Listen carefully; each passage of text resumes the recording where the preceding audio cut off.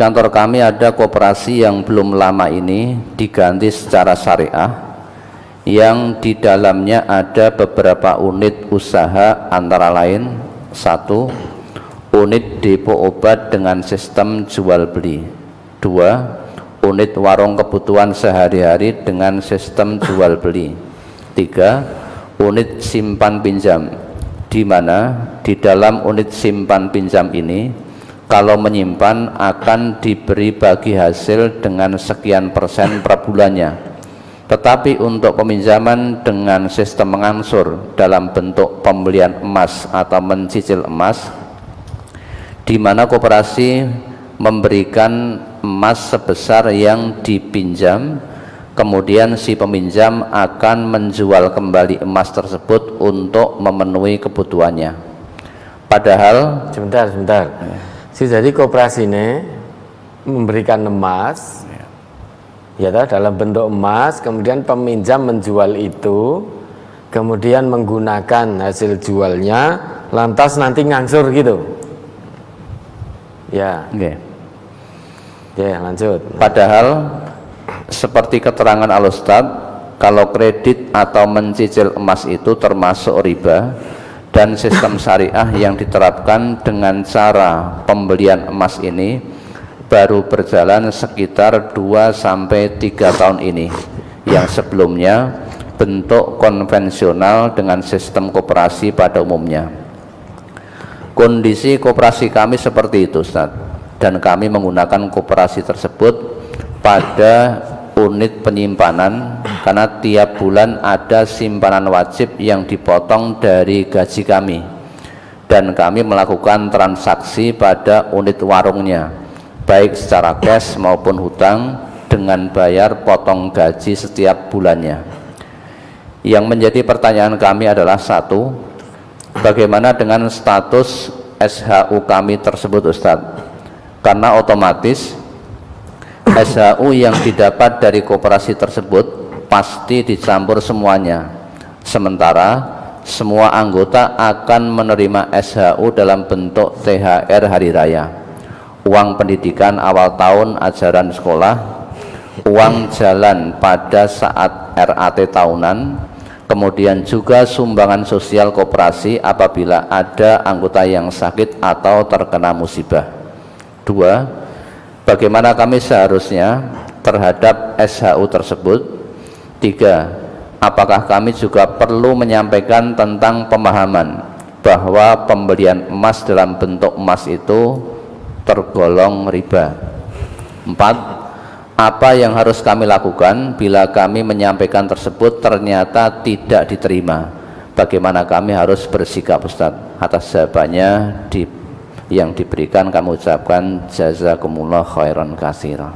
Wa iyyakum. Jadi kalau jual belinya tadi, unit usaha jual beli itu insya Allah itu sudah jelas, menjual dengan harga di atas harga kulaknya dapat untung, itu jelas, kehalalannya jelas, dengan catatan yang dijual itu tidak menyalahi aturan agama. Selama yang dijual barang-barang yang dibenarkan oleh agama, maka sudah jelas kehalalannya. Nah, yang menjadi samar, menjadi ragu, ini di unit simpan pinjamnya tadi. Karena peminjam itu akan diberi emas oleh perusahaan. Berarti peminjam ini utang emas, bukan utang uang. Dia hutang emas, bukan hutang uang. Jadi ini kan diberi emas, kemudian oleh peminjam dijual. Dijual, uangnya digunakan untuk kebutuhan. Nah, cara ngangsurnya apa? Cara mengembalikannya dengan cara mengangsur. Mungkin setiap bulan langsung potong gaji. Nah, sekarang emas, hutang emas, masa diangsur dengan uang? Kalau menurut Nabi, ad-dhahab bid-dhahab. hutang emas atau tukar menukar emas harus dengan emas. Kalau emas ditukar emas, perak tukar perak, itu punya syarat dua hal. Dalam hadis itu, ad-dhahabu bid-dhahab wal fiddah bil fiddah wal burru bil burri wasyairu bis syairi wat tamru bit tamri wal milhu bil milhi. Mislan bimislin, yadan biyadin. Itu dua syarat. Jadi kalau emas mau ditukar dengan emas, perak dengan perak, dan seterusnya, itu dua syarat ini harus terpenuhi. Pertama, mislan bimislin, sepadan. Sepadan, tidak boleh beda, itu tidak boleh beda ukuran. Kalau 24 karat ya sepadan 24 karat. Hutang emas 24 karat, mengembalikannya juga emas 24 karat. Ya. Dan syarat kedua, yadan biyadin, ada serah terima, kontan, serah terima, tangan dari tangan, itu serah terima. Dua syarat ini harus dipenuhi. Nah tadi pinjam diberikan emas, berarti dia hutang emas. Kalau hutang emas, kembalikannya juga emas, bukan dengan cara nyicil. Ya, bukan dengan cara nyicil, karena di situ ada mislan bimislin, yadan biyadin, sepadan dan kontan, tunai, kontan. Nah, bagaimana kemudian SHU-nya? Karena otomatis dicampur antara unit simpan pinjam dengan unit usaha. Ingat, hati-hati, idza istama'al halal wal haram ghalabal haram al halal. Jika halal dan haram itu bercampur, maka ada potensi yang haram mengalahkan yang halal, karena menjadi tidak jelas. Sesuatu yang harusnya halal kemudian tercampur dengan sesuatu yang haram dan kita mengetahui keharamannya, kemudian dicampur, maka ini menjadi tidak jelas.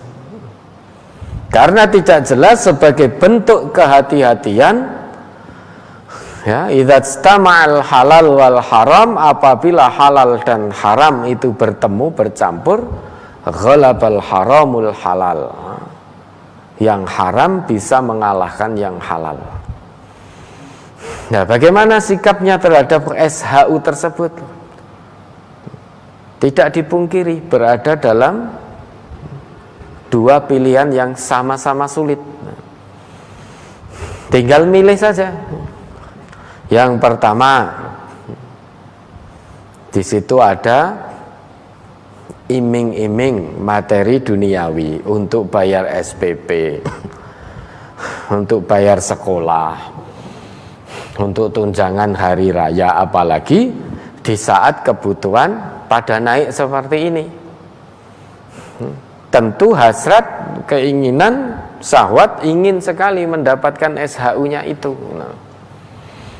Karena kondisi sulit. Namun ingat, itu kan menjadi samar. Menjadi samar di situ. Kalau samar berarti kita ragu. Sedangkan Nabi perintahkan untuk meninggalkan yang ragu. Segala sesuatu yang ragu, apakah halal haram, ragu, maka tinggalkan yang ragu, ambil yang yakin. Ambil yang yakin. Nah, pilihan keduanya, kalau ini saya terima, engkau ojo-ojo ternyata SHU-nya ada hasil ribanya, sehingga menjadi ragu. Tapi kalau tidak saya terima, ini wayahe tahun ajaran baru sebentar lagi, saatnya hari raya, THR, kebutuhan banyak, bagaimana ini? Nah, sampaikan saja ya. Kalau memang bisa disampaikan. Kalau bisa SHU itu dipisah antara unit jual beli tadi yang sudah jelas kehalalannya dengan unit simpan pinjamnya, berikan masukan untuk dipisah. Kan transaksinya berbeda. Yang satu jual beli, yang satu simpan pinjam. Maka bisa, kalau kita mau berusaha itu bisa. Memisahkan itu bisa. Jangan berkata, wah tidak mungkin. Jangan berkata dulu tidak mungkin memisahkan itu. Ketidakmungkinan yang kita ucapkan itu karena kita tidak mau bersusah payah. Manusia itu untuk menunaikan kebajikan pada umumnya kurang mau untuk bersusah payah. Untuk bersungguh-sungguh tenanan dalam kebajikan itu banyak manusia yang tidak mau. Tetapi untuk bermaksiat banyak manusia yang mau bersungguh-sungguh. Sehingga daripada capek-capek engkau harus metani, harus mengatur, harus mencatat dan lain sebagainya, sehingga biar terpisah capek dan melelahkan. Nah, lebih baik jawab saja, wis enggak mungkin. Tidak mungkin memisahkan. Kenapa tidak mungkin? Sudah dilakukan, sudah diusahakan atau belum?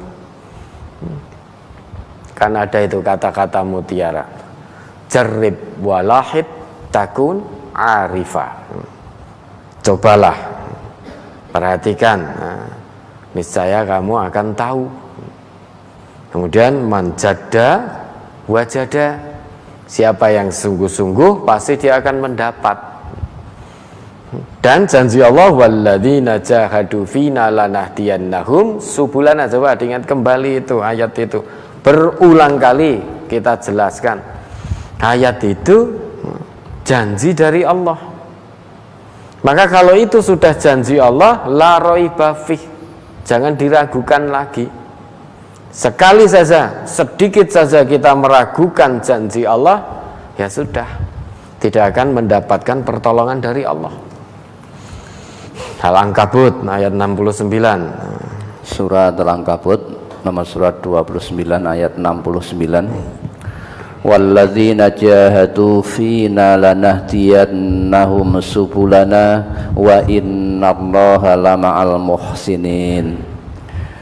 Dan orang-orang yang berjihad untuk mencari keridhaan kami, benar-benar akan kami tunjukkan kepada mereka jalan-jalan kami, dan sesungguhnya Allah benar-benar beserta orang-orang yang berbuat baik. Dulu sudah sering kita jelaskan jahadu di sini. Ya. Setidaknya ada 3 makna. Jahadu itu al-istihadu, al-jihadu, al-mujahadatu. Ketiganya ini harus dilaksanakan. Tidak boleh melaksanakan hanya satu saja. Al-istihad itu kesungguhan perencanaan. Al-jihad, kesungguhan fisik untuk mengikuti kesungguhan perencanaan. Yang terakhir al-mujahadah, istiqomah untuk tidak mengikuti bujuk rayu setan dalam menjalankan kesungguhan kebaikan itu. Nah, termasuk terkait pertanyaan ini, istihadnya, kesungguhan perencanaannya direncanakan dulu. Ini mau unit simpan pinjam, ini unit jual beli, dipisahkan. Kemudian setelah itu ikuti dengan kesungguhan fisik, dipisahkan. Ini SHU jual beli, ini SHU yang dari unit simpan pinjam, biar jelas semuanya. Kemudian setelah itu mujahadah. Nah, mujahadah istiqomah, jangan pernah terbujuk rayu setan, apapun iming-iming dunianya. Nah, dalam hal ini Bapak atau Ibu bisa memberi masukan sebagai wujud kesungguhan perencanaan. Usahakan dipisah semaksimalnya, karena ada potensi jika halal dan haram bertemu dalam satu waktu, ada potensi yang haram mengalahkan yang halal, karena menjadi tidak jelas. Contoh yang lebih mudah dipahami, ada kita masak daging sapi, jelas disembelih secara islami, kita masak sak baskom, kecampuran kemudian daging babi sak cuil, dan wis dimasak semua bercampur.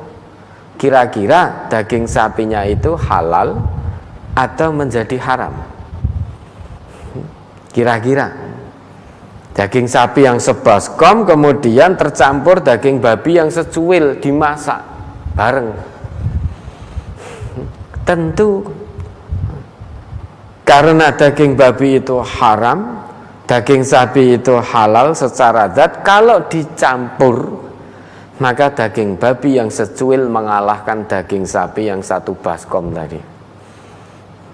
Idza istama'al halal wal haram ghalabal haram al halal.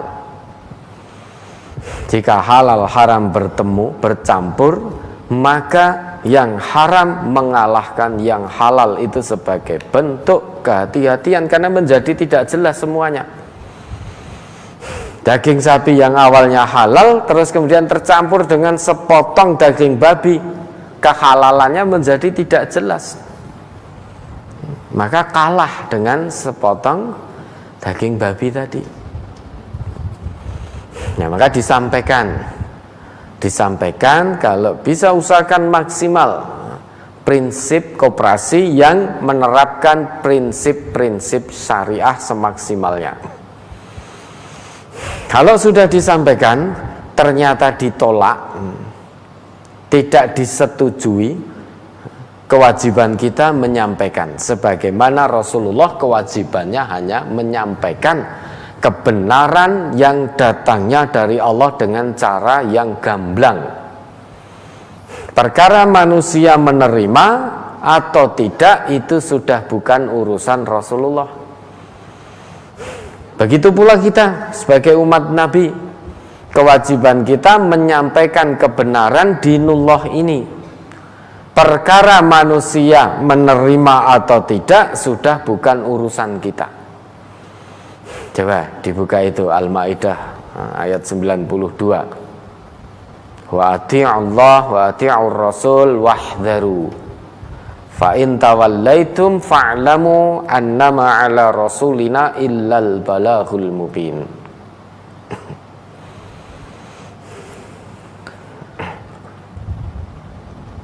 Ya, mari. Surat Al-Maidah nomor surat 5 ayat 92. Wa ati'ullaha wa ati'ur rasula wahdharu fa in tawallaitum fa'lamu annama 'ala rasulinal balaghul mubin. Dan taatlah kamu kepada Allah dan taatlah kamu kepada Rasulnya, dan berhati-hatilah.